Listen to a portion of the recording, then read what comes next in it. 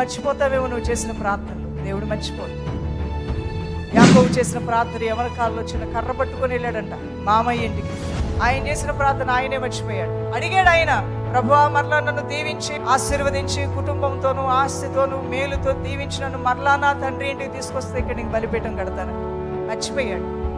33 సంవత్సరాల తర్వాత మరలా తిరిగి ఎలా అడిగాడో అలా దేవుడు దీవించి, అంతకన్నా అద్భుతంగా దీవించి పిల్లలతో, సంతానంతో, భార్యలతో, ఆస్తిపాస్తులతో తిరిగి వచ్చినప్పుడు పడుకున్న సమయంలో దేవుడు దర్శనంలో మాట్లాడి, యాకోబు నీ యవన కాలంలో నువ్వు ఇక్కడి నుంచి బయలుదేరి వెళ్ళినప్పుడు బలిపీఠం కడతానని మొక్కుబడి చేసుకున్నావు కదా, మరి నేను నమ్మకస్తులుగా నీ ప్రార్థన నేను విని అది నెరవేర్చా. ఇప్పుడు నువ్వు కూడా నీ మొక్కుబడిని చెల్లించవా అని అడిగాడట దేవుని బిడ్డ. అందుకనే ప్రేయర్ టైమ్స్ అనేవి చాలా వాల్యుబుల్ టైమ్స్.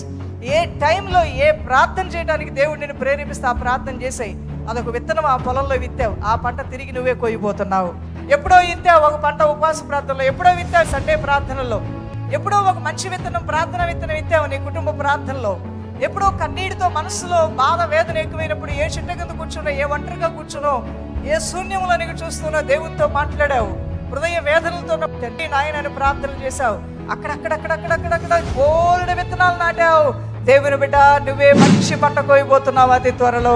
ఈ రోజున నా ప్రియ దేవుని బిడ్డలారా, ప్రియ సంగమా, ఎన్ని అద్భుతమైన ప్రార్థనలు చేశారు. ఈ సంవత్సరం దానికి 200 ఆశీర్వాదాన్ని మీరు చూడబోతున్నారు.